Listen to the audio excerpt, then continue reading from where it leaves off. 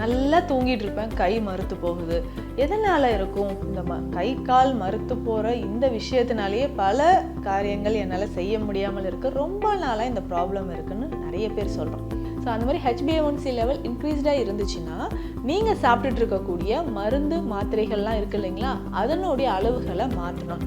ஒருவேளை இந்த diabetic neuropathy உங்களுக்கு ரொம்ப நாளாக இருந்துச்சுன்னா கண்டிப்பாக கண்கள்லேயோ அடுத்ததாக சிறுநீரகங்கள்லையோ பாதிப்பு ஏற்பட வாய்ப்புகள் இருக்குது.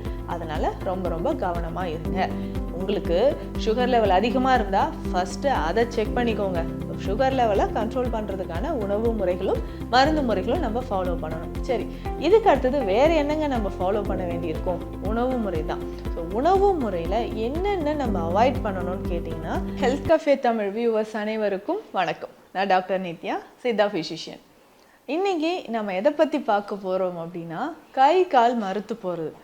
ஆமாம் டாக்டர், எனக்கு இது இருக்குது, ரொம்ப நாளாக இருக்குது, கொஞ்ச நேரம் உட்காந்தாவே கால் மறுத்து போகுது, நல்லா தூங்கிட்டு இருப்பேன், கை மறுத்து போகுது. எதனால் இருக்கும்? இந்த கை கால் மறுத்து போகிற இந்த விஷயத்தினாலேயே பல காரியங்கள் என்னால் செய்ய முடியாமல் இருக்குது. ரொம்ப நாளாக இந்த ப்ராப்ளம் இருக்குதுன்னு நிறைய பேர் சொல்கிறோம். கை கால் மறுத்து போவதற்கான ஒரு நம்னஸ் வருது. திடீர்னு நான் உட்காந்துட்ருக்கேன், கால் பாதத்தில் தான் அதிகமாக நிறைய பேர் சொல்கிறீங்க. சரி, இதற்கு காரணம் அதிகமான பிளட் சுகர் லெவல் இன்க்ரீஸ் ஆகுது. உங்களுக்கு பல வருஷமாக டயபெட்டிக் இருக்குதுன்னு வச்சுக்கோங்களேன். பிளட் சுகர் லெவல் அதிகமாகுதுன்னா அப்போது அந்த டைமில் என்ன ஆகுனா டயபெட்டிக் நியூரோபதி அப்படின்னு சொல்கிற ஒரு கண்டிஷன் என்ன ஆகுனா, அதிகமான பிளட் சுகர் லெவல் நம்ம உடலில் இருக்கக்கூடிய நரம்புகளை பாதிக்குது. இப்போ நிறைய பேர் நீங்கள் பண்ணுற தவறு என்னென்னா, ரொம்ப நாளாக சுகர் லெவலை செக் பண்ணாமலே விட்டுருவோம். இது வந்து ஒரு 1 இயர் இல்லை 2 இயர்ஸ்க்கு முன்னாடி எனக்கு டாக்டர் கொடுத்தாங்க, இந்த மாதிரி டெய்லி நான் சாப்பிட்டுட்ருக்கேன் அப்படின்னு நீங்கள் சொல்வீங்க. ஆனால் கொஞ்ச நாளுக்கு அப்புறம் என்ன ஆகுனா, உங்களுக்கு பிளட் சுகர் லெவல் இன்க்ரீஸ் ஆகிடுச்சுன்னு வச்சுக்கோங்களேன், இந்த மாதிரி கை கால்களில் மறுத்து போகிற ஒரு உணர்வு இருக்கும். முக்கியமாக HbA1c டெஸ்ட் கண்டிப்பாக நீங்கள் எடுத்து பார்க்கணுங்க. ஸோ அந்த மாதிரி HbA1c லெவல் இன்க்ரீஸ்டாக இருந்துச்சுன்னா நீங்கள் சாப்பிட்டுட்டு இருக்கக்கூடிய மருந்து மாத்திரைகள்லாம் இருக்குது இல்லைங்களா, அதனுடைய அளவுகளை மாற்றணும். இதுவே நீங்கள் சித்த மருந்துகள் எடுத்துகிட்டு இருக்கிறீங்கன்னா அதற்கு ஏற்ற மாதிரியான மூலிகைகளை இதனோட சேர்த்து சாப்பிடும்போது சுகர் லெவல் குறைய ஆரம்பிக்கும். அதனோடு சேர்த்து இந்த கை காலில் நம்னஸ் வருது பார்த்தீங்களா, இந்த டயபெட்டிக் நியூரோபதின்ற கண்டிஷன், இதுவும் மாற ஆரம்பிக்கும். ஒருவேளை இந்த டயபெட்டிக் நியூரோபதி உங்களுக்கு ரொம்ப நாளாக இருந்துச்சுன்னா கண்டிப்பாக கண்கள்லேயோ அடுத்ததாக சிறுநீரகங்கள்லையோ பாதிப்பு ஏற்பட வாய்ப்புகள் இருக்குது. அதனால் ரொம்ப ரொம்ப கவனமாக இருங்க. இதற்கு அடுத்ததாக என்னென்ன காரணங்களால் நமக்கு கை கால் மறுத்து போதல் ஏற்படலாம் அப்படின்னு கேட்டிங்கன்னா, நமக்கு விட்டமின்ஸ், அதுவும் முக்கியமாக பி காம்ப்ளெக்ஸ் அப்படின்னு சொல்கிறோம் இல்லைங்களா, விட்டமின் பி குறைபாடு இருக்குது அப்படின்னா உங்களுக்கு கை கால் மறுத்து போகிற ஒரு உணர்வு ஏற்படலாம். அதற்கு அடுத்ததாக ஸ்பைனல் கார்டில் ஏற்படக்கூடிய பிரச்சனை. இன்றைக்கி பெரும்பாலும் இந்த பிரச்சனை நிறைய பேருக்கு இருக்குங்க. இதனோடைய தான் நம்ம வாழ்ந்துட்டுருக்குறோன்னு சொல்லலாம். அதுதான் டிஸ்க் பல்ஜ். ஆமாம், இல்லை எனக்கும் இருக்குதுன்னு நீங்கள் இப்போ நினைப்பீங்க. ஏன்னா செர்விக்கல்லையோ முக்கியமாக இந்த லம்பார் ரீஜன் கீழ் முதுகு பகுதியில் தாங்க நிறைய பேருக்கு இன்றைக்கி டிஸ்க் பல்ஜ் இருக்குது. என்ன காரணம் அப்படின்னு கேட்டிங்கன்னா, நம்மளுடைய லைஃப் ஸ்டைல் தான். ஸோ ரொம்ப தூரம் நம்ம ட்ராவல் பண்ணுறது, சரியான உணவுகள் எடுக்கிறது கிடையாது.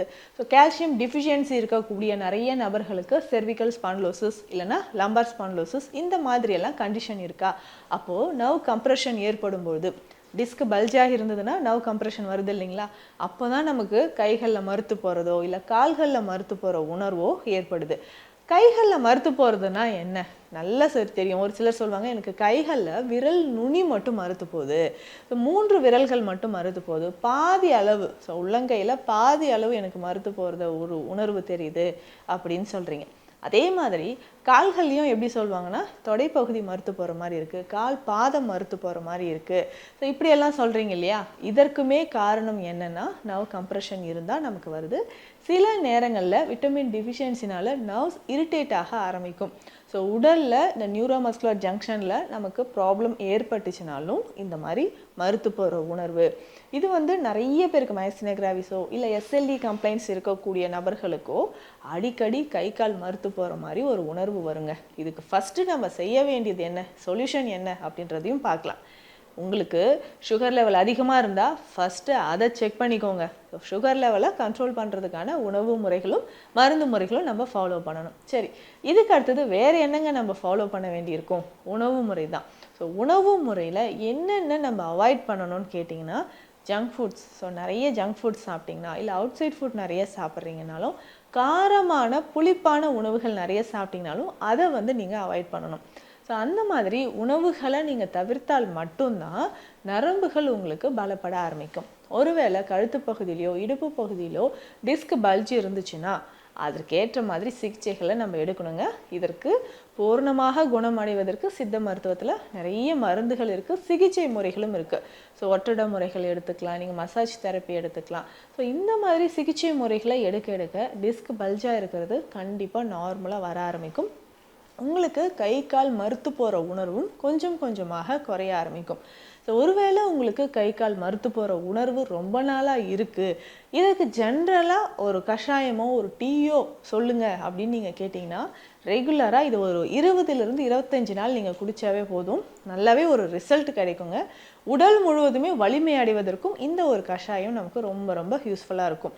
இது என்ன செய்ய போகிறோம் அப்படின்னா, முருங்கை கீரை நமக்கு தேவைப்படுது. முருங்கை கீரை அது சாப்பிட்டே ரொம்ப வருஷம் ஆகுதே அப்படின்னு நீங்கள் நினைப்பீங்க. ஸோ முருங்கை கீரை சாதாரண விஷயம் கிடையாது. ஜாயிண்ட் பெயின் இருந்தாலும் சரி, நரம்புகள் தொடர்பான பிரச்சனைகள் இருந்தாலும் சரி, அது எல்லாமே உங்களுக்கு சரியாகிறதுக்கு முருங்கைக்கீரை தாங்க பெஸ்ட்டு.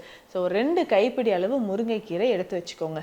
இதனோட வேறு என்னென்ன மூலிகைகள் சேர்க்க போகிறோம் அப்படின்னு கேட்டிங்கன்னா, திரிகடுகு சூரணம், சுக்கு மிளகு திப்பிலி, இது 3ம் சேர்ந்தது தானே திரிகடுகு சூர்ணம். இதை வாங்கி வச்சுக்கோங்க. ஸோ திரிகடுகு சூர்ணம் வாங்கி வச்சுக்கோங்க. அஸ்வகந்தா அப்படின்னு சொல்லக்கூடிய அமுக்ரா, ஸோ அமுக்ரா பொடி, அமுக்ரா சூர்ணம் வேண்டாம், அமுக்ரா பொடி மட்டும் வாங்கி வச்சுக்கோங்க. ஸோ அமுக்ரா பொடி நமக்கு தேவைப்படுது, திரிகடுகு சூரணம் தேவைப்படுது, இது 2ம் வச்சுக்கோங்க. ஸோ இதனோட ஒரு 2 கைப்பிடி அளவு முருங்கை இலைகள், ஸோ ஒரு 3 கிளாஸ் தண்ணீர் விட்டு முருங்கை இலைகளை அதில் போட்டுட்டு, நம்ம திரிகடுகு சூர்ணம் 1/2 டீஸ்பூன் போட போகிறோம், அமுக்ரா சூர்ணம் 1/2 டீஸ்பூன் இதில் போட போகிறோம். ஸோ இது எல்லாமே சேர்த்து முருங்கை இலையோட நல்லா பாயில் பண்ணிக்கோங்க, நல்லா கொதிக்கட்டும். ஸோ 3 கிளாஸ் தண்ணீர் விட்டோம் இல்லைங்களா, 1 கிளாஸாக வரணும். ஸோ 1 கிளாஸ் வந்ததுக்கப்புறம் இதை ஃபில்டர் பண்ணிக்கணும். ஸோ ஃபில்டர் பண்ணி நம்ம என்ன பண்ண போகிறோம்னா, காலையில் இதை குடிச்சிக்கோங்க. எம்டி ஸ்டொமக்கில் குடிக்கணும்னு இல்லை, காலையில் நீங்கள் உணவு எடுத்த பிறகு கூட ஒரு அரை மணி நேரம் கழித்து 1/2 hour அப்புறம் இந்த கஷாயத்தை டெய்லி குடிச்சிட்டு வாங்க.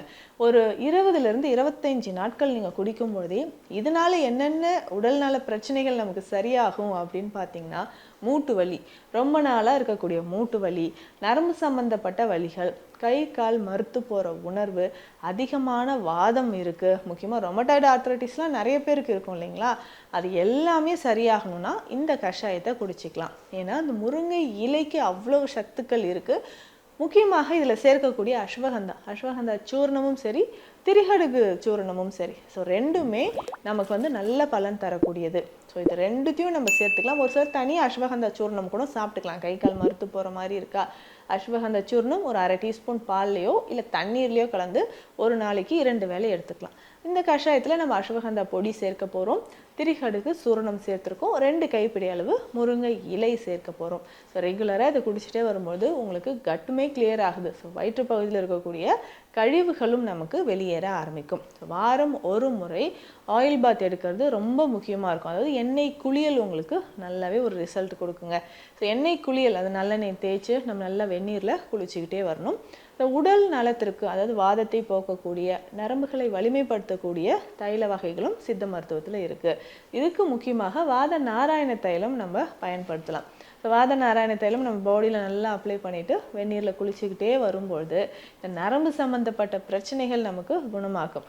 ஒருவேளை உங்களுக்கு ரொம்ப டிஸ்க் பல்ஜ் இருக்குது, இதனால் நர்வ் கம்ப்ரெஷன் ஆகி எனக்கு பெயின் இருக்குது அப்படின்னு சொன்னீங்கன்னா, கொஞ்சம் ட்ராவல் பண்ணுறது, ரொம்ப நேரம் உட்கார்ந்து இருக்கிறது, இது எல்லாமே தவிர்த்துட்டு முதுகு தண்டுவடத்துக்கு வலிமை தரக்கூடிய ஃப்ரூட்ஸ் அண்ட் வெஜிடபிள்ஸ் உணவுகள் இது எல்லாமே நம்ம சாப்பிட்டுட்டு வரணும். முக்கியமாக வாதத்தை தரக்கூடிய உணவுகளை தவிர்க்கணும்.